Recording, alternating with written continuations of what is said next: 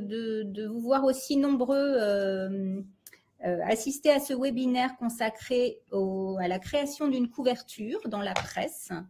Donc, on va prendre pour exemple ces 2 magazines dont nous nous occupons, Karine et moi. Ces 2 magazines font partie d'une gamme. Tu vois, Charlotte, tu peux remontrer la gamme que tu avais montrée. Voilà. Donc, ces 2 magazines qui s'adressent aux 8-12 ans, donc à peu près vos tranches d'âge, s'insèrent dans une gamme. Ils font partie d'une gamme de lecture pour les enfants, de magazines pour les enfants, qui va des petits magazine Papoum pour les 18 mois, à partir de 18 mois jusqu'à 2 ans et demi, 3 ans. Et puis ensuite, il y a à peu près 11 magazines qui couvrent un peu toutes les tranches d'âge jusqu'au monde des ados qui s'adressent aux 10-15 ans. Donc, c'est une gamme de magazines chez Fleurus Press, édité aussi par Unique Héritage Média.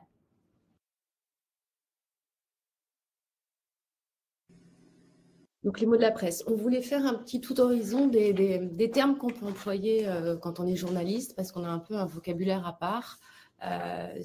Comme vous, si vous inventez entre vous des vocabulaires, des noms de code, nous, on a aussi les nôtres.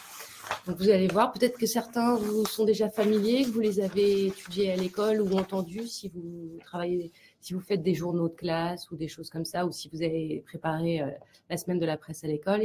Peut-être certains vont vous dire quelque chose. Enfin, n'hésitez pas à réagir avec vos questions. Vas-y, Charlotte. On commence par le premier. La une. Alors, la une, forcément, puisque là, on va parler aujourd'hui de la couverture d'un magazine. Eh bien, la couverture d'un magazine, on peut aussi dire la une. Entre nous, dans les équipes de journalistes, on dit souvent la une. C'est à la une. Ça veut dire c'est en couverture. Donc, et on parlera aussi parfois de la 2e de couverture, de la 3e de couverture et même de la 4e de couverture, qui est la page de fin, la toute dernière page. Voilà. Il y a une école qui précise que ça ne s'affiche pas, les magazines. Non, mais c'est le fond d'écran, je pense. Ah, d'accord. Voilà. OK. Je pense que tout le monde voit bien les slides avec les 2 magazines, Histoire vraie, Tout comprendre. Je pense que vous les slides fonctionnent. Projetez-vous quelque chose? Nous ne voyons pas. Ah, Charlotte, il y a des personnes qui ne voient pas ce qu'on projette. Le slide. Alors, l'école de Serville dit on voit bien. Rien, c'est ouvert. On voit bien, oui, c'est bon. Il y a Histoire vraie, Tout comprendre. Donc, vérifiez votre matériel, peut-être pour ceux qui ne voient pas. Il y a des validations, peut-être cliquez sur des validations pour voir apparaître tout vert aussi. Alors, certains voient tout vert. Ça clignote. Il faut cliquer sur l'écran partagé. Oui, c'est vrai que même nous, on a dû cliquer sur l'écran partagé. Cliquez sur écran partagé, vous verrez nos projections, je pense. Donc, on a parlé de la une. On va parler peut-être aussi du chemin de fer. Si tu veux. Tu passes la slide d'après, s'il te plaît. Ouais, c'est la coquille. Alors, la coquille, c'est pour votre professeur de français, c'est quelque chose qui chasse tout le temps. Vous pourriez l'appeler une faute d'orthographe. Nous, on appelle plutôt ça une coquille parce que ça n'englobe pas que les fautes d'orthographe, mais les petites erreurs qu'on peut faire. Par exemple, mettre 2 N, c'est une faute de frappe en fait. C'est pas par exemple, journaliste, on sait très bien que ça s'écrit avec un seul N, mais on va mal appuyer, on va en mettre 2 et ça va passer. Donc après, on fait la chasse à toutes ces petites fautes qu'on appelle des coquilles justement, qui ne sont pas volontaires et qui ne sont pas liées au fait qu'on ne sache pas bien écrire français. Qu'on fasse plein de fautes, ce qui peut arriver, hein, mais quand même, on évite au maximum. Alors ça, c'est des petits mots, voilà, pour vous apprendre des petits mots de la presse. Le chemin de fer, donc là, vous voyez qui est projeté. Je le remonte pour ceux qui ne voient pas ce qui est projeté. Un chemin de fer, ça nous aide à construire le magazine, c'est-à-dire qu'on va avoir le chemin de fer qui est étalé. Toutes les pages du magazine sont étalées. Et ça nous permet de voir s'il manque une page et aussi de construire les rubriques les unes après les unes à côté des autres pour qu'il y ait une belle harmonie. Vous voulez rajouter peut-être quelque chose sur le Oui, chemin de fer? peut-être que vous vous demandez pourquoi ça s'appelle un chemin de fer, puisqu'en fait, c'est comme un gros sommaire, on va dire, mais très détaillé, puisqu'on y voit toutes les pages. Je ne sais pas si vous voyez assez bien à l'écran, mais sous toutes les pages, il y a indiqué si c'est une BD, un sommaire, des actus, le dossier, une page nature, et ainsi de suite. Ça recense toutes les pages du magazine avec les rubriques dans lesquelles elles vont se trouver. Et si vous regardez bien, ça fait un peu comme les rails d'un petit train qui se suivent et sur lesquels on serait venu poser les wagons qui n'y sont ni plus ni moins que les pages. C'est pour ça qu'on l'a intitulé le chemin de fer. Et ça nous aide beaucoup. C'est comme un guide pour construire le journal. Charlotte, il y a plusieurs classes qui ne voient rien et qui n'entendent rien et qui se déconnectent du coup. Je ne sais pas s'il y a eu un souci sur... J'avoue que là, je ne sais pas. Là, c'est les sujets techniques. Normalement, une personne du Clémy aurait dû se connecter. Elle n'a pas dû sûrement... Là, j'avoue, l'écran oui, le bouton partagé, il est en bas. Il est en bas en bleu. Attendez, je vais partager. Je vais voir si je peux partager mon écran au moins le temps de.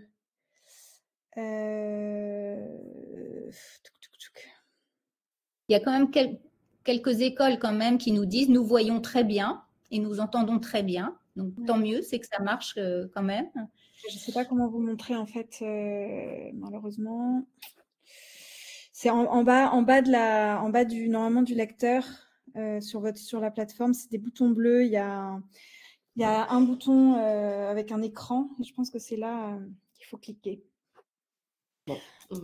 Pour revenir, j'ai juste une question qui est en lien avec le chemin de fer là. Est-ce qu'il y a un ordre précis à chaque fois? L'ordre des rubriques est toujours le même?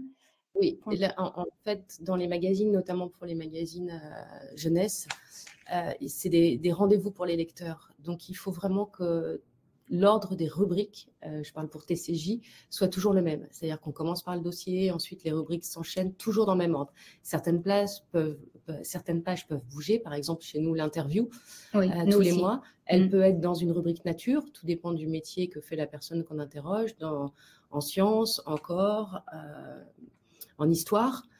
Mais sinon, la majorité des pages se suivent comme ça dans un ordre bien précis et déterminé bien avant. Oui. Dans Histoire vraie, c'est pareil, on entre dans Histoire vraie par le grand roman. Donc, on a un grand roman pour débuter la lecture. Et à la suite de ce grand roman, il y a des pages documentaires donc, qui suivent le grand roman. Et puis après, on passe à un autre sujet. Il y a en général 3 gros sujets dans le magazine, comme on verra tout à l'heure sur la couverture. Mais on suit toujours à peu près le même ordre. Les pages d'actu peuvent bouger. Parfois, les pages d'actu viennent un peu plus tôt dans le magazine. Mais en général, on suit toujours à peu près le même ordre des rubriques. Ce qui permet aussi au lecteur de retrouver les rubriques qu'il préfère. Si quelqu'un commence toujours la lecture par les BD, comme dans TCJ, on a 3 planches de BD, il sait à peu près exactement où elles sont situées. S'il commence toujours par les actus, il sait que c'est au début du magazine. Et puis, comme dans beaucoup de magazines, même pour la presse adulte, les magazines s'ouvrent toujours sur un sommaire, par exemple. Parce que c'est 1 ou 2 pages, tout dépend du nombre de pages qu'il peut y avoir dans le magazine, indique où se trouve chaque rubrique, à quelle page dans le magazine. Ce sont des rendez-vous pour vous, en fait, pour les lecteurs. Donc, on sait que chaque lecteur a ses préférences et aime bien retrouver ces rendez-vous, que ce soit, par exemple, chez nous, Le Roi des menteurs, où il y a une interactivité avec les lecteurs. C'est un genre de courrier des lecteurs. Voilà. C'est pour ça qu'on change rarement, on bouleverse rarement l'ordre des rubriques, sauf en cas de nouvelles formules, si on décide de changer un peu le magazine complètement. Voilà. Alors, après le chemin de fer, on avait encore un petit mot amusant à vous apprendre, qui est l'ours. L'ours, en fait, ce n'est pas un ours, un vrai ours. Ce n'est pas un ours brun ni un ours polaire. C'est le nom des gens qui ont fait le magazine. Donc, en général, vous le trouvez au début du magazine ou à la fin. Et ça regroupe tous les collaborateurs du magazine, donc les journalistes, mais aussi les graphistes, les illustrateurs, les gens qui ont fait la fabrication, les gens qui s'occupent du commercial, l'imprimeur. Donc, ça s'appelle un ours parce qu'en fait, ça vient d'un mot anglais qui est ours. Et ours, en anglais, ça veut dire les nôtres. Donc, la presse française a pris ce terme anglais et chez nous, c'est devenu l'ours. Et parfois, on peut même confondre avec l'animal. Mais en fait, c'est surtout la liste des gens qui ont collaboré au magazine. Et ça, c'est amusant. C'est obligatoire. Vous le verrez dans tous les magazines, ouais. Que ce soit dans les magazines jeunesse que les magazines presse adulte. Et les contributeurs, la question, c'est effectivement ce que disait, c'est ceux qui ont participé à la rédaction du magazine. C'est une question. Les contributeurs, ce sont ceux qui ont participé en effet au magazine, mais qui ne sont pas intégrés dans la rédaction. C'est-à-dire qu'ils peuvent travailler pour différents magazines. C'est ce qu'on appelle des pigistes. Des pigistes, ou des auteurs quand ils écrivent des histoires ou qui font des illustrations, des choses comme ça. Ils ne sont pas avec nous à la rédaction, mais ils travaillent en général chez eux. Donc, on peut passer peut-être après au petit chapeau. Voilà. Alors là, de la même manière, c'est un terme qu'on utilise nous tout le temps. Vous le connaissez pas, mais vous le regardez sans cesse et vous le lisez. Ce sont les petites lignes qui débutent sous le titre d'un sujet et qui sont là juste pour vous donner envie de lire le grand papier. Donc, soit ça vous met en haleine, soit ça vous présente un petit peu le sujet, mais dans tous les longs papiers, vous allez avoir ce qu'on appelle un petit chapeau. Alors, ça n'a rien à voir avec un chapeau, mais en effet, on pourrait imaginer que ça couvre le texte en entier. Et enfin, l'éditorial ou édito, donc qui en général est à côté du sommaire ou se trouve dans le sommaire. C'est le cas pour TCJ et c'est le cas pour Histoire Vraie. Ce petit édito, ça donne un peu le ton du journal, ça donne un petit peu l'actu du mois. Par exemple, si c'est le printemps, on va dire, bah voilà, ce mois-ci c'est le printemps, on a eu envie de vous parler de la semaine de la presse dans les médias, dans l'école, et ou alors des JO, s'il y a une actualité sportive ou des vacances, voilà. C'est un petit peu la présentation du magazine et l'air du temps. Et enfin, on a l'ADER qui était juste avant le bouclage. L'ADER, c'est juste pour dire que c'est la dernière. Voilà, c'est la dernière. Diminutif. Et comme on a dit tout à l'heure, on peut aussi l'appeler la 4e de couverture. Et vous voyez le petit code barre qui est situé sur la page juste à côté de la BD. Un code barre, c'est exactement la même chose que ce que vous avez sur tous les produits que vous achetez dans le commerce. C'est le prix du magazine. C'est ce que le libraire ou le marchand de journaux va scanner pour avoir le prix du magazine. Ça, vous l'avez tout le temps, soit sur la DER, soit sur la une.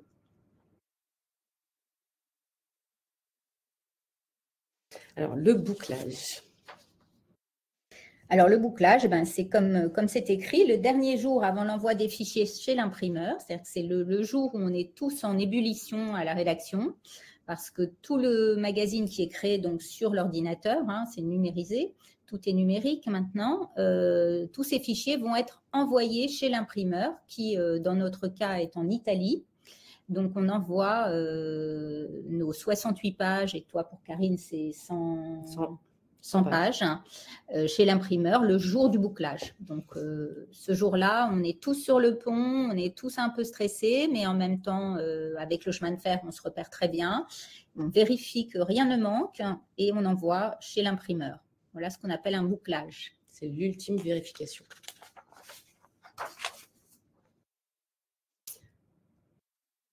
Alors, l'info intox.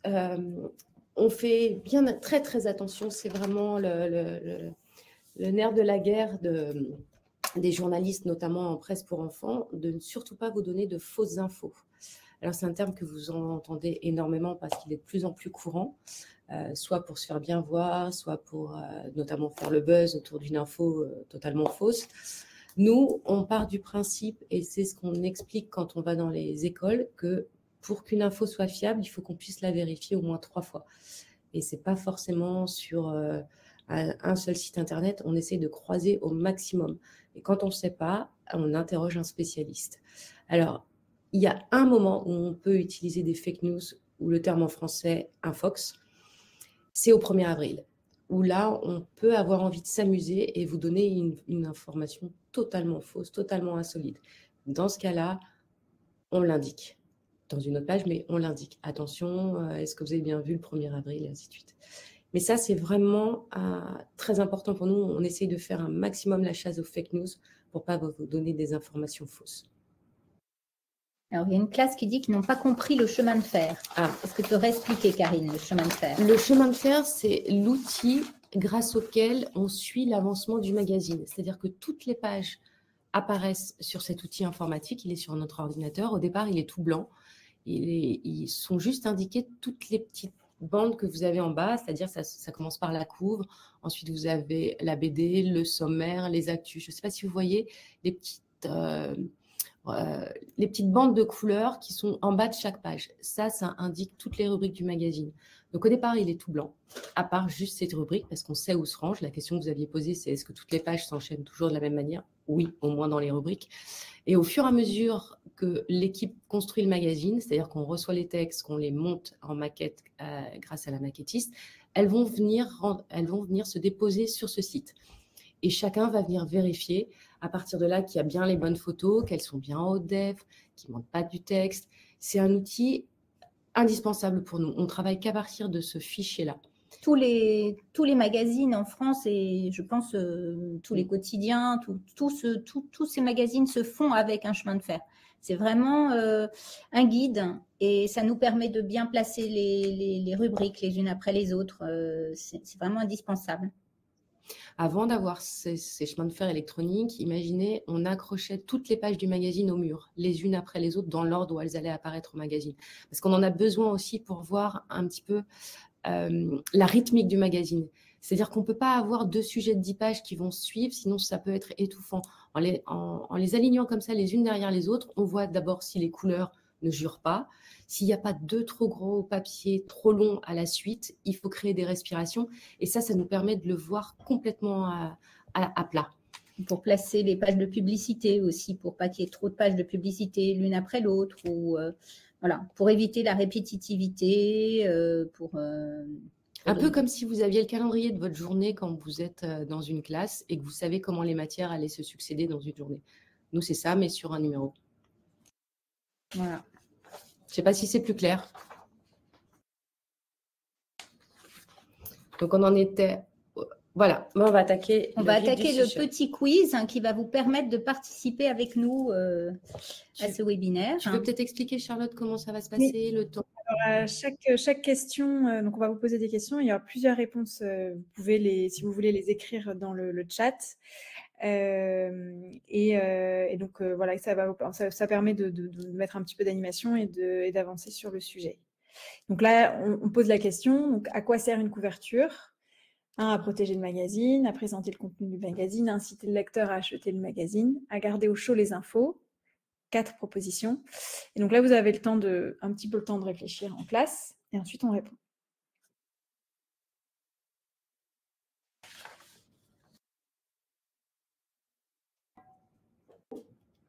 Il y a plusieurs réponses bonnes. Hein.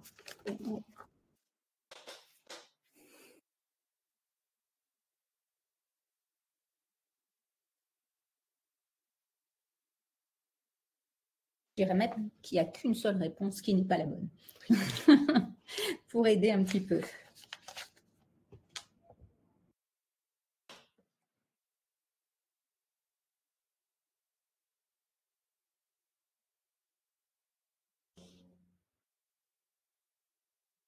Quelqu'un a levé la main, donc je ne sais pas. Si vous voulez poser des questions, c'est dans le chat. Je note tout. Hein, pour ceux qui on va répondre à la majorité des questions à la fin. Ouais. Dès que le quiz sera terminé. Les 3 ou 4 petits quiz qu'on vous a préparés. On peut passer aux réponses, sinon il faut... Oui. Passons aux réponses. Alors, la réponse 1 était une bonne réponse. Il y a plusieurs bonnes réponses, comme Karine vous l'a dit. Évidemment, en tout premier, une couverture, ça sert à protéger un magazine. Nos couvertures, en général, elles sont dans un papier plus solide, plus épais que l'intérieur. L'intérieur, c'est des pages très fines. Et la couverture, en général, elle est assez costaud, assez raide, assez dure. Et nous, sur Histoire Vraie, on a même un dos carré collé, ça s'appelle. Et ce dos carré permet encore de mieux protéger le magazine et de le collectionner, en fait, de le conserver. Donc, oui, la 1 est une bonne réponse à protéger le magazine. Ensuite, à présenter le contenu du magazine, évidemment, oui, c'est aussi une bonne réponse. Alors, en général, on ne présente pas tout le contenu. Comme vous voyez sur les cercles de la slide suivante, il y a là, par exemple, la BD de Tout comprendre junior, et puis le gros dossier qui est en une, et également une question, peut-on vivre sans cerveau? Donc là, on présente, disons que les trois gros sujets, les trois sujets qui vont vous intéresser le plus. Donc, Voilà. c'est une bonne réponse aussi. Là, en l'occurrence, on en présentait 5 sur TCJ parce qu'il y a 5 entrées possibles. Mais en effet, si vous aviez qu'une image sans texte, sans rien, c'est moins incitatif, on va dire. 3.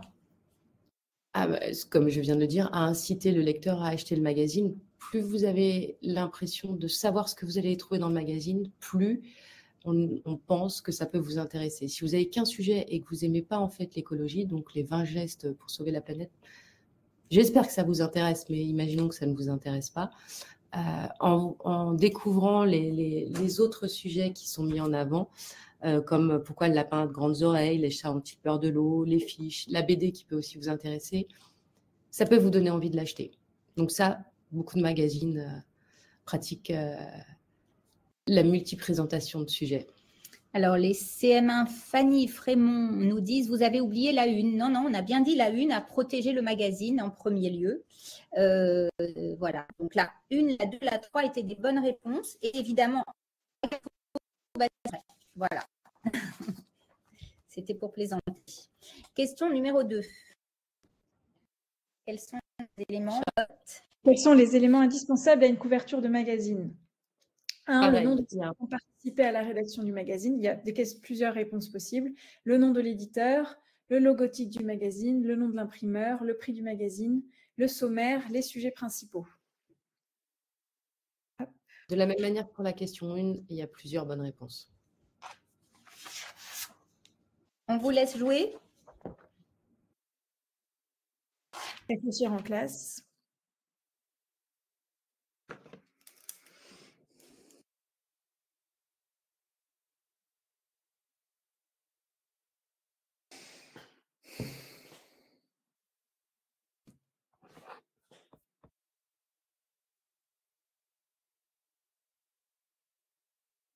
Alors, le temps que vous réfléchissiez, je vais repartager l'écran pour ceux qui n'arrivent pas à voir.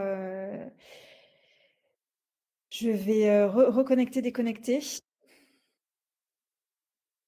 Hop. Là, alors là, je vais toucher à rien. Est-ce que vous voyez mon écran, ceux qui ne le voyaient pas?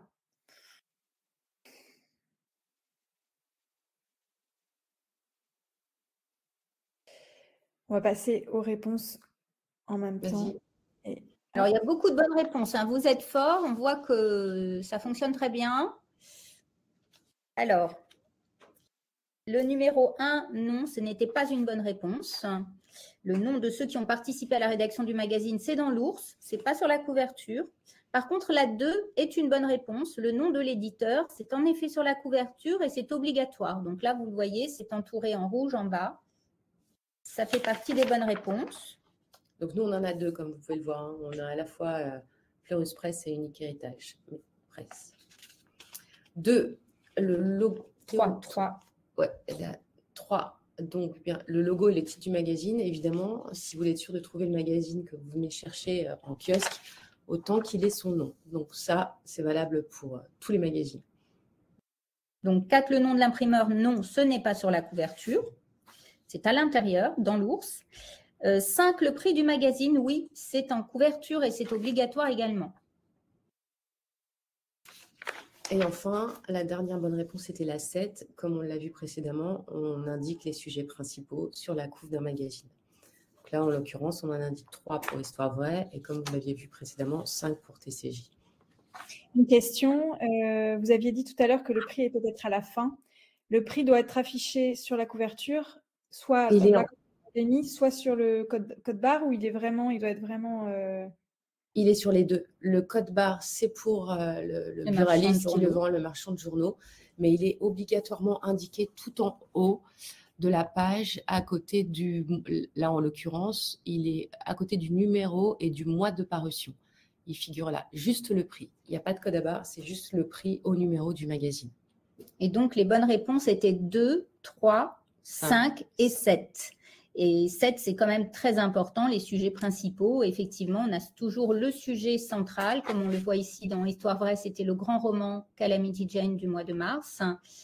Ensuite, nous avons l'interview personnage de Joséphine Baker et la BD Marie Anning. Donc, c'est souvent les 3 gros sujets qui se retrouvent en couverture. Alors là, on vous a vraiment présenté les choses indispensables sur une couve, mais il y en a d'autres qui vous n'allez pas retrouver systématiquement dans tous les magazines. Donc, Charlotte, c'est une chose qu'il faut que tu parles. Est-ce que vous m'entendez bien? Parce qu'il paraît que je parle peut-être pas assez fort. Oui, c'est bon. Bon, bah parfait. Alors, sur ces 2 images, vous voyez un petit cercle rouge. Ça indique pour ces 2 titres la tranche d'âge du lectorat.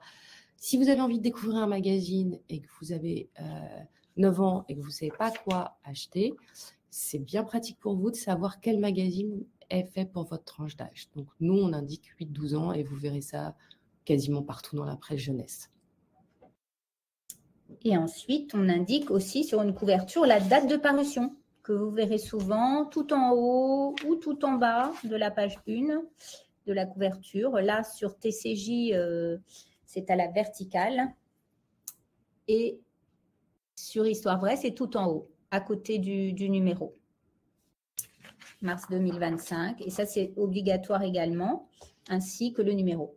Comme on indique le mois de parution, on indique également le numéro de parution, ce qui permet de suivre où on en est. Si on ne suivait pas ça, on ne saurait pas à combien de numéros on a déjà publié du même magazine. C'est aussi essentiel. Et puis, ça permet, par exemple, à ceux qui veulent le collectionner de savoir quel numéro il manque. Oui, c'est utile aussi pour les médiathèques, les bibliothèques. Et puis aussi, ça montre la longévité d'un titre. Sur Histoire vraie, 359 numéros. Donc, c'est un magazine qui a été créé en 1992, il y a 33 ans. Donc, voilà, ça permet aussi de se rendre compte de la longévité. Toi, ça fait depuis 2012. 2012, voilà. Et c'est pareil pour les hors-séries, si vous achetez des hors-séries. Mais c'est la même chose que si vous achetez des romans. Certains lisent peut-être les Sisters. Il y a des numéros à chaque fois. Ou d'autres magazines. Ou d'autres livres, pardon. Des BD notamment, avec les tomes 1, tome 2. C'est pareil.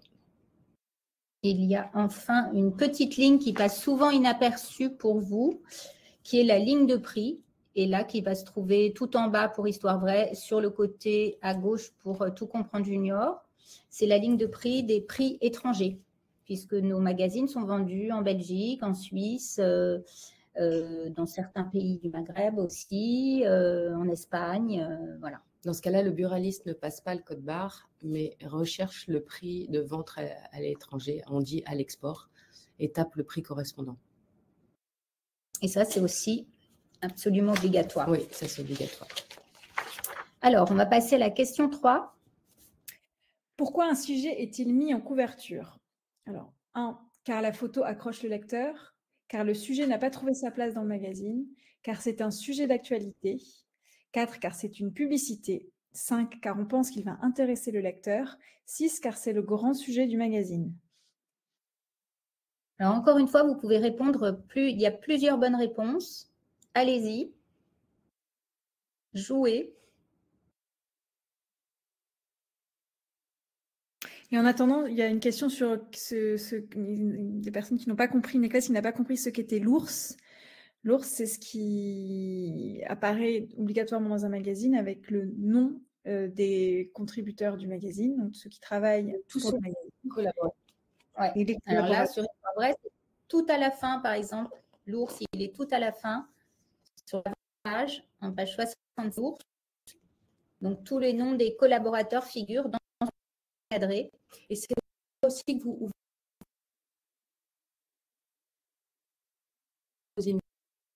Ça saute un petit peu, Karine et Valérie. Je ne sais pas si vous entendez.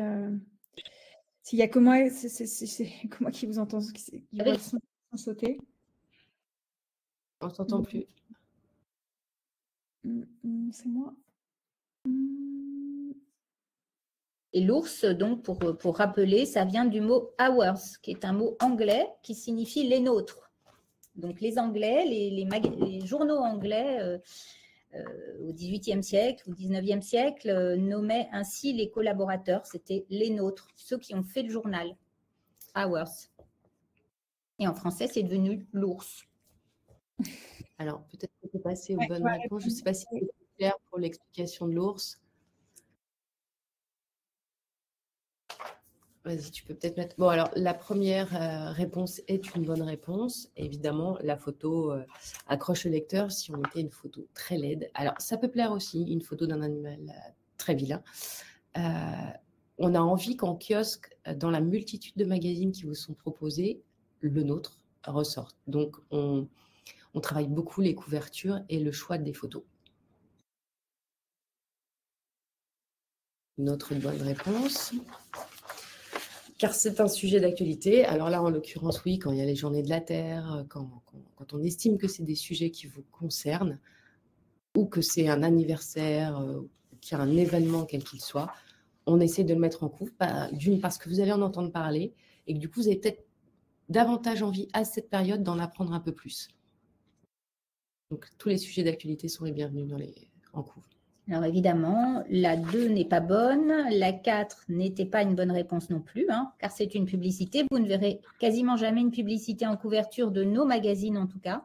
Ça peut arriver dans la presse quotidienne, où parfois il y a un petit quart de page de publicité sur le côté, en bas, mais pas dans la presse pour enfants, dans la presse jeunesse, il n'y a jamais de publicité en couverture.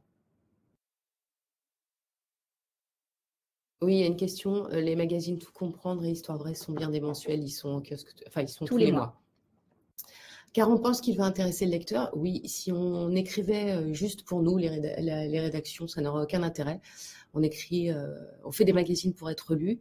Donc, on va choisir des sujets qu'on pense qui vont vous intéresser. Déjà, on a des enfants nous-mêmes, donc on connaît un peu votre tranche d'âge. On reçoit beaucoup de courriers, notamment pour TCJ, sur des questions de lecteurs. Donc, on sait quand même ce qui vous intéresse et à quel moment. Donc, quand un sujet remonte beaucoup, on va le traiter plus rapidement. Là, en l'occurrence, l'intelligence artificielle, je ne vois pas qui n'en a pas entendu parler en ce moment. On s'est dit que c'était le bon moment de vous expliquer un peu tout ce qu'il y avait derrière ce mot. Alors, dernière bonne réponse. Donc, toutes les bonnes réponses étaient 1, 3, 5 et 6. Et 6, effectivement, car c'est le grand sujet du magazine. Donc là, par exemple, Notre-Dame de Paris, la construction de Notre-Dame de Paris était un des grands sujets du magazine. Et puis en plus, c'était aussi un sujet d'actualité, puisque c'était au moment de la réouverture de Notre-Dame de Paris, après qu'elle ait brûlé. En décembre, ça a été réouvert au public. Donc nous, on avait choisi de raconter la construction de Notre-Dame de Paris vue par un petit garçon qui avait participé en tant que tailleur de pierre à la construction de Notre-Dame de Paris. Voilà. Alors, on va passer maintenant à la construction d'une couverture, après Notre-Dame de Paris. Donc, la construction d'une couverture, là, on vous a un petit peu expliqué à travers le quiz ce qui était important et indispensable sur une couverture. Donc, on va retrouver notre chemin de fer parce qu'en fait, quand on conçoit la couverture, on regarde aussi tout ce qu'on a mis dans le magazine et on se dit quel sujet va ressortir, quel sujet va être le plus intéressant en couverture. Donc, le chemin de fer, il nous aide aussi à ça, à prendre un peu de recul et à choisir ce qu'on va mettre en couverture. Alors, pour construire une couverture, on commence par un gabarit. Le gabarit, c'est le cadre. Karine va nous expliquer. Là, vous voyez, vous avez deux cadres. Les gabarits, ce sont un peu les plans de montage. Comme quand vous montez un meuble, vous faites un do-it-yourself, peut-être à l'école ou chez vous. Je ne pense pas que vous montiez encore des meubles Ikea. Vous avez un plan. Là, c'est exactement pareil. On va considérer le gabarit comme un plan dans lequel on sait exactement tous les éléments qu'on doit mettre chaque mois et où ils se rangent.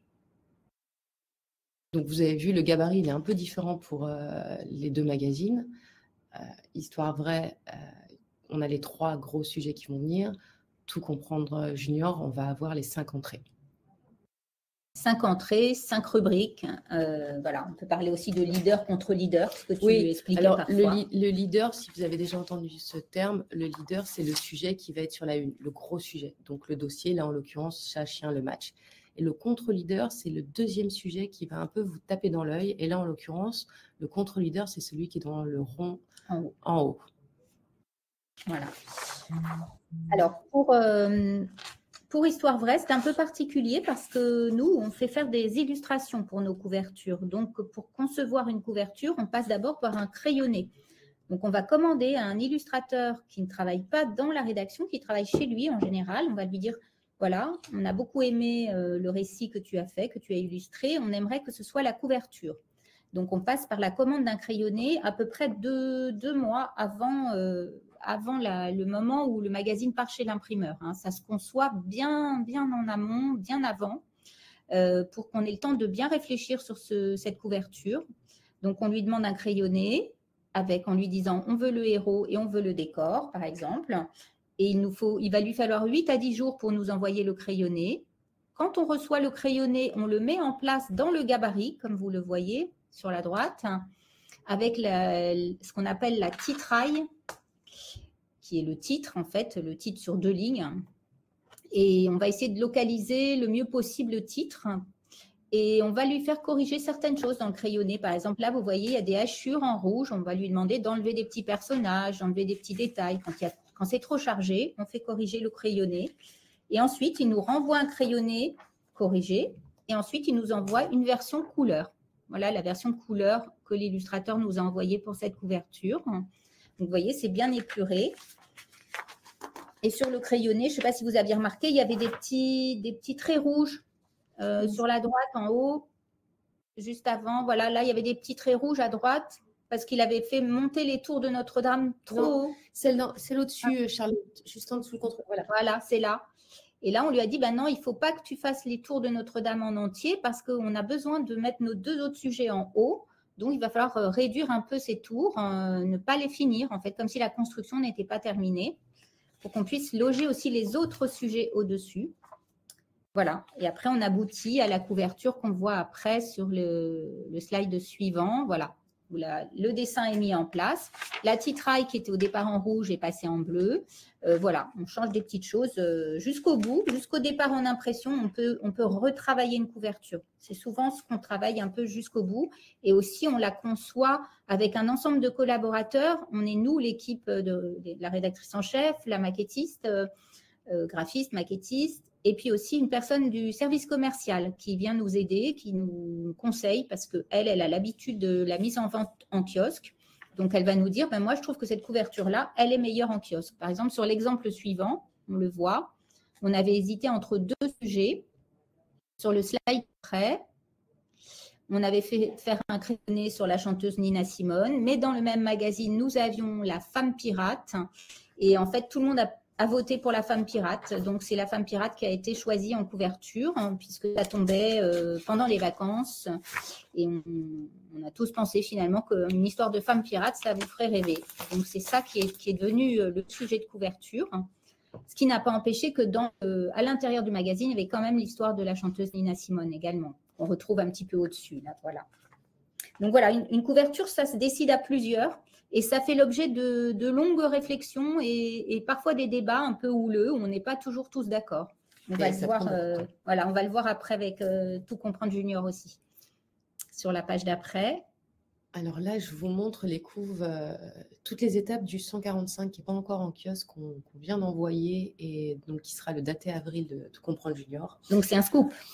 Oui, on va dire. Alors voilà, nous, comme on n'a pas d'illustration, la maquettiste, c'est la personne qui prend les textes et qui les met en forme texte et image, qui crée un peu le visuel de chaque papier. Travaille aussi sur la couve, c'est elle qui en a la charge. Là, le sujet, en l'occurrence, c'était l'intelligence artificielle. Donc, on n'avait pas encore vraiment décidé du titre de la une, mais on savait que ce serait au moins le sujet sur l'intelligence artificielle. Donc, Julie, qui est notre maquettiste, s'est dit, puisqu'on travaille sur l'intelligence artificielle, je vais la faire travailler. Elle a envoyé plein de demandes et elle a expliqué un peu ce qu'on avait dedans et elle a fait mouliner l'intelligence artificielle qui lui a sorti différentes couves. Donc, nous, voilà les couves, entre autres, qu'elle nous a sorties. Je crois que tu en as d'autres derrière, je ne sais plus. Non, c'est l'étape d'après, donc tu peux revenir. On en avait au total beaucoup plus, et puis on en élimine. on en élimine au fur et à mesure. Voilà, donc là, on va dire qu'on en a 4 qu'on présente au comité de rédaction. Donc, comme Valérie vous l'a expliqué, on est plusieurs à participer à ce comité de rédaction. L'idée, c'était quand même d'interviewer aussi une IA à la fin du dossier. Donc, on s'est dit, l'idée des micros, c'est bien. Et qu'est-ce qu'une IA, en fait? Je ne vais pas vous dévoiler ce que c'est une IA, mais on l'imagine comment? Comme un robot, comme un programme artificiel. Compliqué. Donc, on s'est dit, bon, est-ce que le robot avec la main de l'enfance, ça envoie pas sur un autre sujet? Est-ce qu'un robot qui parle avec une petite fille, ça fait pas un peu robot ménager comme on a? Est-ce que l'enfant qui joue sur un écran avec une représentation d'une intelligence artificielle, on n'est pas plus dans du jeu vidéo? En revanche, est-ce qu'un robot, celui d'après, chat robot, là, ça vous parle, puisque c'est un nom que vous connaissez. Donc, voilà. On a réduit ensuite, à partir de la dizaine de couves qu'on avait, on est arrivé à 3 couves. Donc, 2 avec des chats robots et 1 avec le jeune garçon. Et alors, vous, à votre avis, je vais vous demander laquelle vous auriez choisi des 3. Parce que c'est une des 3 qui va être en kiosque, qui est partie hier chez l'imprimeur. Nous aimons bien les 4. La 4. Ouais. Alors, nous, c'est le problème, c'est qu'on n'est jamais tous d'accord. Donc là, c'est... Là, il faut choisir entre ces 3-là, en fait. On oublie celle que vous avez vue avant. Parce que là, c'est les 3 qui ont été en course à la fin. Alors, c'est les plus nombreux qui gagnent à chaque fois dans notre comité. Et là, je vois que c'est pareil. Il y a beaucoup de 2. Hein. Ouais.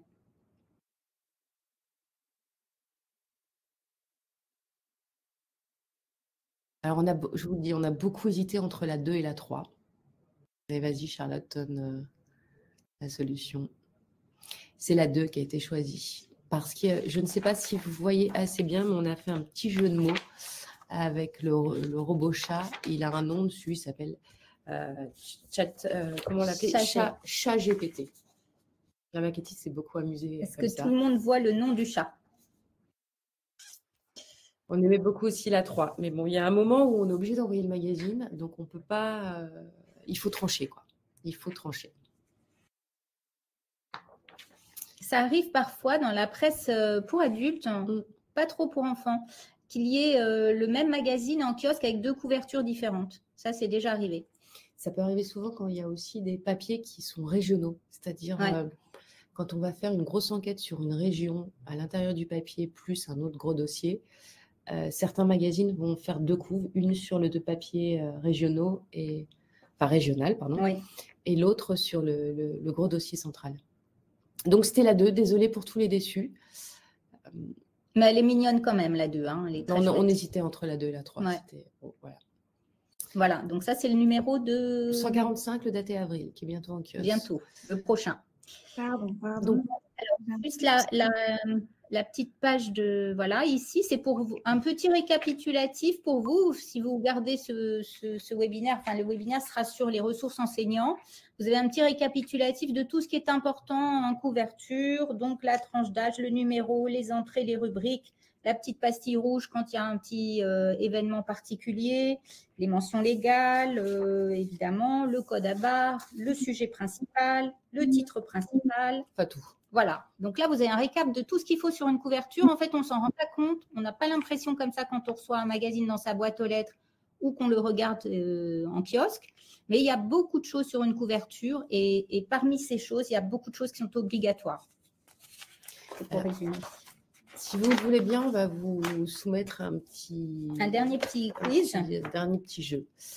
On va vous montrer... Vas-y, Charlotte, si tu veux bien. On va vous montrer des couvertures. Voilà. Un petit jeu de 7 erreurs, enfin de une erreur. Là, en l'occurrence. Comment sur cette couverture? À vous de jouer.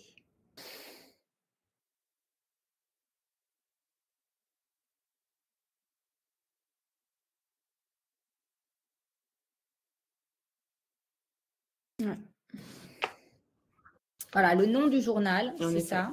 Il manquait le logo. C'est pas vraiment, voilà, c'est pas. Alors, on peut aussi dire le logo parce que le nom du journal devient un logo en quelque sorte, hein, puisqu'il est toujours écrit de la même manière, avec la même typographie, pour que ce soit comme une marque, pour que vous le reconnaissiez en kiosque. Donc, on peut dire le logo et on peut dire le nom du journal. Mais en effet, c'est ce qu'il manquait, c'est ce qu'il y a de plus important. S'il n'y a pas le nom, on ne reconnaît pas le journal.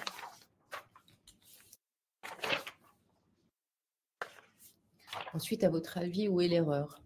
Qu'est-ce qui cloche sur cette couverture? Il y a eu un petit problème. Le correcteur n'a rien vu.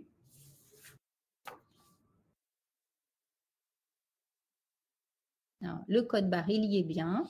Il peut être soit sur la première page, donc soit sur la une, soit sur la der. L'illustration dépasse. L'illustration dépasse, pour le coup, c'est fait exprès. C'était pour qu'elle soit plus présente, plus voyante. Alors, en effet, vous avez presque tous raison. Erreur sur le titre. On a gardé le titre du mois dernier, en fait, sur cette couverture. Heureusement, elle n'est pas sortie comme ça. Au lieu de mettre la femme pirate, on a laissé Ramsès II, le grand pharaon. Donc, effectivement, ça, on a intérêt de s'en rendre compte très vite, en tout cas avant que ça parte chez l'imprimeur. Sinon, c'est une grosse, grosse erreur. Mais en général, on n'en arrive pas là. Je le vois avant. Sur TCJ, de la même manière, il manque quelque chose. Il manque 2 éléments.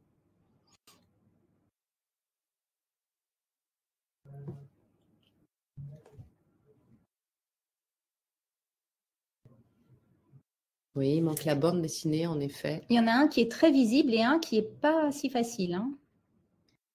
La BD. L'âge, bravo. Il manquait bien, en fait, la grande BD. Parce que, oui, on n'en a pas trop parlé avec Charlotte dans la présentation, mais Tout comprendre Junior est le seul magazine qui, dans chaque numéro, propose une BD complète. Donc, on la fait figure, enfin, on la montre en couve. Parce qu'elle est appréciée. Pardon? Parce qu'elle est appréciée des lecteurs. Enfin, c'est une rubrique qui Oui, est bah, appréciée. c'est le seul magazine qui, en plus de ses pages de contenu, donne une BD complète de 44 ou 46 planches. Donc, oui, pour ceux qui aiment les BD, oui, c'est bien. Et la petite tranche d'âge, donc 8-12 tout en haut. Ça, c'est aussi pour vous permettre de vous rendre compte quand vous le voyez en kiosque que c'est bien un magazine qui est pour votre tranche d'âge. On va répondre à vos questions. Alors, j'en ai alors par rapport à vous, votre parcours, pourquoi avoir choisi d'être journaliste et pourquoi la presse jeunesse? Tu veux commencer? Oui, moi je veux bien commencer. Alors, il y avait une question qui rejoignait celle-ci, qui demandait si on était des grandes lectrices toutes les deux. Alors moi, dans mon cas, et je pense que Karine aussi, moi j'étais une très grande lectrice quand j'étais petite. Donc j'ai toujours aimé lire et j'ai toujours aimé les romans pour enfants, travailler pour les enfants. Donc en fait, pour moi, c'était évident quand j'ai voulu devenir au départ éditrice et ensuite journaliste, que j'allais travailler dans le secteur jeunesse pour les enfants. J'ai gardé moi-même des très bons souvenirs de mes lectures d'enfants. Donc, c'est quelque chose que j'aime bien faire retrouver aux enfants dans Histoire vraie. Et j'espère leur donner le goût de la lecture également. Et quelles études pour faire ce métier? Je vois, donc ça rejoint un peu cette question. C'est différent pour chacun. On peut bien sûr faire une école de journalisme, on peut aussi faire des études de lettres ou de sciences comme Karine qui a fait des études de sciences. Enfin, elle va vous expliquer son parcours. Voilà, tous les journalistes n'ont pas le même parcours. Non, très peu d'ailleurs. Moi, c'est différent. Je n'étais pas une grande lectrice. Par contre, je regardais énormément la télé. Alors, il n'y avait pas les podcasts pour comprendre et tout ça, mais il y avait déjà pas mal d'émissions qui décryptaient le monde. J'ai toujours aimé vouloir comment ça fonctionnait quelque chose, comprendre pourquoi, comment, quand, d'où ça vient.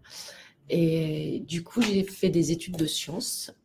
J'ai fait des études pour être prof de sciences de la nature et de la vie parce que c'était la filière qui était la plus ouverte, on va dire. On faisait à la fois de la biologie, des minéraux, de l'archéo. Enfin, on faisait plein de choses à mon époque. Peut-être que ça a changé maintenant.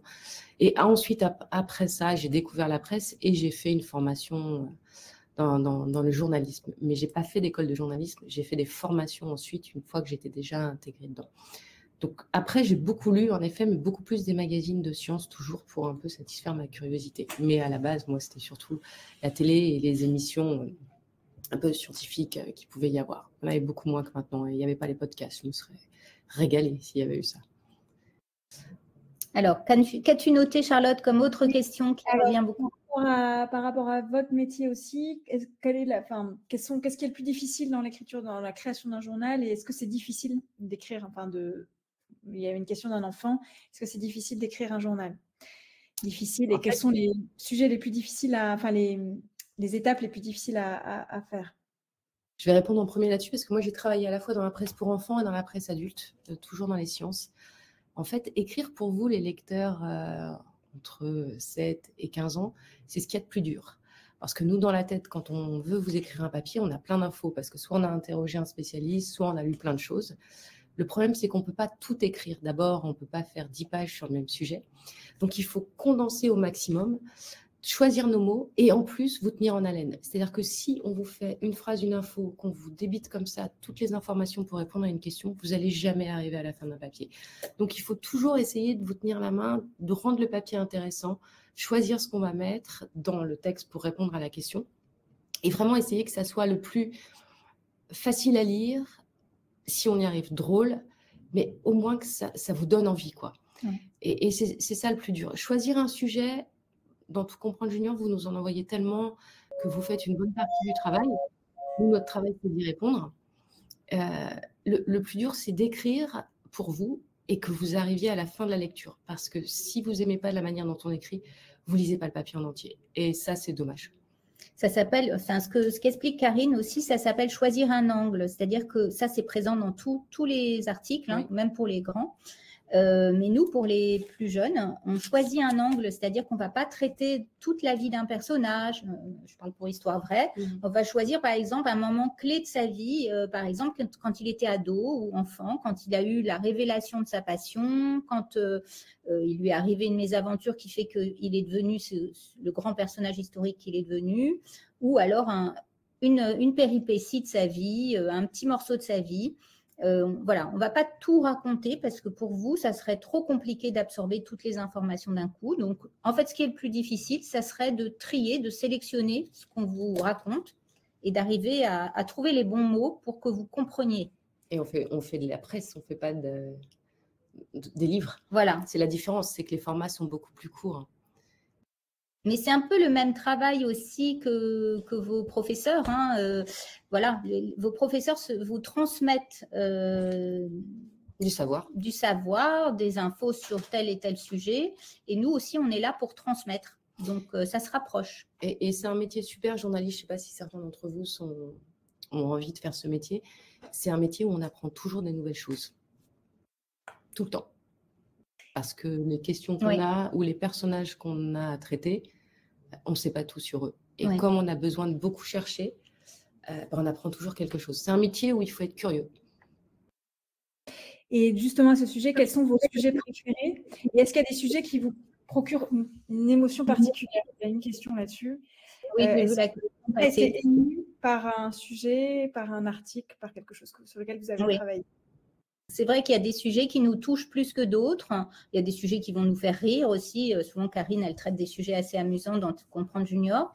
Moi, dans l'histoire vraie, je dirais que quand on a fait, par exemple, le récit sur Anne Frank, ça m'a beaucoup touchée. Même si je connaissais très bien l'histoire, même si j'avais fait beaucoup de recherches, à chaque fois qu'on revisite ces épisodes de l'histoire qui sont parfois très durs, c'est très émouvant. Mais c'est vrai que c'est aussi très important de faire découvrir des personnages tels qu'Anne Frank aux enfants. Donc, parfois, voilà, il y a des numéros où on se dit « Ah, celui-là, il va être un peu moins gai qu'un autre, un petit peu plus triste quand ce sont des histoires qui se passent pendant la guerre. Et des guerres, il y en a eu beaucoup dans toute l'histoire. Donc, mais c'est important que vous découvriez ces personnages-là. Moi, là où je prends peut-être le plus de plaisir, c'est quand je suis surprise par une question. La question d'un lecteur qui était « Est-ce que les poules éternuent ?» Honnêtement, moi, je ne m'étais jamais posé la question. En plus, je déteste les volailles à titre personnel. Mais je me suis dit « Mais c'est vrai ». Et donc là, c'était marrant. Alors, ce n'est pas de l'émotion, mais… Alors, elles éternuent ou pas? Oui, comme tout. Oui, dès qu'il y a un truc qui coince dans les voies respiratoires, on a besoin de les évacuer. Après, on a un autre lecteur qui nous avait envoyé une question qui était « Mais où passe l'eau qui est au fond des océans ?» Ben oui, c'est vrai, on ne se pose pas la question. Est-ce qu'elle s'enfonce dans la terre est-ce que ça s'arrête Et dans ces cas-là, parce qu'on ne sait pas tout sur tout, on sait pas mal de choses parce que ça fait longtemps qu'on travaille et qu'on a appris plein de choses, mais on ne sait pas tout. Et là, on avait interrogé un géologue spécialisé dans les océans qui nous avait expliqué que c'était exactement comme quand on pose une éponge dans un évier. C'est-à-dire, une fois qu'elle est gorgée d'eau, elle ne laisse plus passer d'eau. Et c'est exactement pareil au fond des océans. Et moi, ça, je ne m'étais pas posé la question. Donc, c'est là où j'ai un peu une émotion quand… Et ça s'évapore aussi. Oui, mais là, on était vraiment au fond des océans. Ouais. Voilà, c'est ça où je prends vraiment du plaisir, où je me dis, en fait, les enfants, ils ont une liberté à poser des questions que nous, on n'a plus, en fait. Mais aucune question n'est bête, quoi. Au contraire. Voilà. Donc, si vous la posez, c'est qu'elle mérite d'avoir une réponse. N'hésitez pas à nous envoyer des questions. Et n'hésitez pas aussi à participer au concours de couverture d'Histoire vraie, parce que chaque mois de mars, tous les ans, on a un petit concours de couverture. Voilà. Et vous pouvez nous envoyer vos idées de couverture. Donc, maintenant qu'on vous a bien expliqué un peu comme ce qu'il fallait mettre sur une couverture, à vous de jouer. Vous pouvez nous envoyer… je pense que vous pouvez trouver ce gabarit de couverture dans l'espace enseignant. Je vous l'enverrai, vous le recevrez, vous recevrez tout le support par mail avec comme ça vous pourrez vous avez envie, vous nous envoyez votre couverture. J'ai vu passer une question, Charlotte, qui était intéressante peut-être pour tout le monde. C'était le temps qu'on mettait pour faire un magazine. En fait, on ne peut pas le compter comme ça et dire tiens, je vais passer 3 semaines sur un magazine parce qu'on y réfléchit bien en amont. Déjà, imaginez qu'un magazine en mars qui arrive dans les kiosques en mars, nous, on l'a envoyé chez l'imprimeur en janvier. Donc déjà, on est très en amont de la date d'impression. Et surtout, on cherche, tiens, au mois de mars, il va y avoir un tel anniversaire. Au mois de mai, tiens, il y a Roland Garros. On recherche déjà sur toute l'année les grands événements qui vont avoir lieu. S'il y a une grande expo, quand il y a les Jeux Olympiques, on ne peut pas passer à côté. Donc, on met comme ça sur notre cahier, on note des sujets. Et puis vraiment, quand on va construire le chemin de fer, c'est-à-dire prendre un papier et noter dessus, tiens, là, on va mettre telle question, là, on va mettre tel sujet et ainsi de suite, on le fait bien en amont, donc on les remplit au fur et à mesure. Donc, un magazine, il se fait… Si vraiment on part du moment où il se fait, c'est-à-dire où on a tous les textes, parce que les textes, une fois qu'on a les questions, on n'écrit pas tout avec Valérie, on a aussi des contributeurs, ceux que vous avez vus dans l'ours, à qui on va confier les questions ou les illustrations, faire de l'achat de BD et ainsi de suite, ça prend du temps. Mais au moment où on a reçu tous les textes, la maquettiste a tous les textes, toutes les photos, met tout en scène, on va dire que c'est environ 3 semaines où on passe sur un magazine pour le faire entièrement. 3 semaines à le construire, mais 2 mois ou 3 mois à l'imaginer. Et sur ces 3 semaines, on travaille quand même encore aussi un peu sur les autres. Oui. Et là, par exemple, on est en train de monter le numéro de juin, mais on est en train de concevoir dans nos têtes et avec nos journalistes qui travaillent avec nous, le numéro de juillet et parfois même le numéro d'août également. Quand on lance des grandes bandes dessinées de création, on travaille à 3 ou 4 mois d'avance, parfois même 6 mois. Donc, on peut mettre longtemps à concevoir un magazine, oui. Vous pouvez m'envoyer la question. Oui, il y a une question qui est pas mal revenue sur l'impression. Pourquoi on imprime en Italie et pas en France? Alors, ça, c'est pas nous. Oui. Alors, effectivement, vous avez rencontré les 2 rédactrices en chef, mais il y a derrière un magazine, il y a l'équipe de rédaction, mais il y a aussi l'équipe qui vend le magazine, l'équipe qui vend la publicité et l'équipe qui gère toute la fabrication. Donc, avec les imprimeurs, avec l'achat du papier.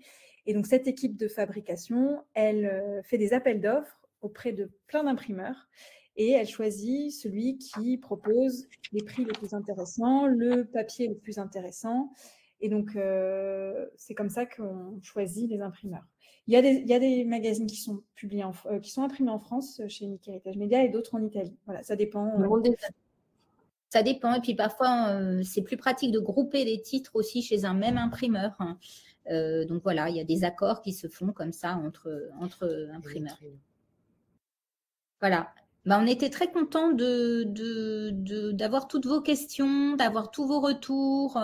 Nous aussi, on vous remercie beaucoup. Il y a beaucoup de gens qui nous remercient, mais nous aussi. Merci d'avoir assisté à ce webinaire. J'espère qu'on a été clair, que ce n'était pas trop barbant. Je vois une dernière question. Qui corrige les fautes d'orthographe? C'est un correcteur. On peut l'appeler aussi secrétaire de rédaction. Donc, on a le même correcteur d'ailleurs avec Karine. Enfin, toi, tu en as une autre également. Enfin, on a plusieurs correcteurs parfois par magazine. Ils sont très importants parce qu'ils ne font pas que chasser les fautes d'orthographe aussi. Quand ils réceptionnent un papier, ils doivent vérifier toutes les dates, tous les noms propres. Les dates, les noms propres, éviter les répétitions. Donc, lui, le correcteur, il va lire tous les articles. Donc, s'il y a des répétitions d'un article à l'autre, il va éviter. Chasser. Voilà. Donc ça, c'est une personne très importante aussi dans une équipe, c'est indispensable. Peut-être qu'on rajoute ça pour l'année prochaine au webinaire, les personnes. C'est aussi un journaliste, c'est un secrétaire de rédaction, aussi journaliste. Voilà. On va se faire sortir de la salle. On libère la salle. Désolée. Et c'est effectivement la fin de ce webinaire. Ça a duré 1 heure. Voilà. Combien on est payé? C'est des grilles, en fait. En fonction du magazine, si c'est un hebdomadaire, si c'est un mensuel, combien il vend et ainsi de suite, il y a des grilles de salaire. Et pour revoir cette visio, ce sera possible évidemment. Il y aura un lien, je verrai avec le Clémy, si on vous l'envoie dans le mail récapitulatif, un lien où on pourra effectivement, un lien YouTube, vous pourrez revoir ce webinaire. Merci à toutes les classes.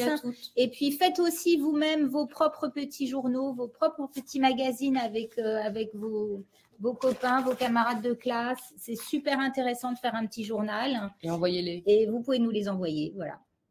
À bientôt. Merci Charlotte. Merci. Au revoir à tous.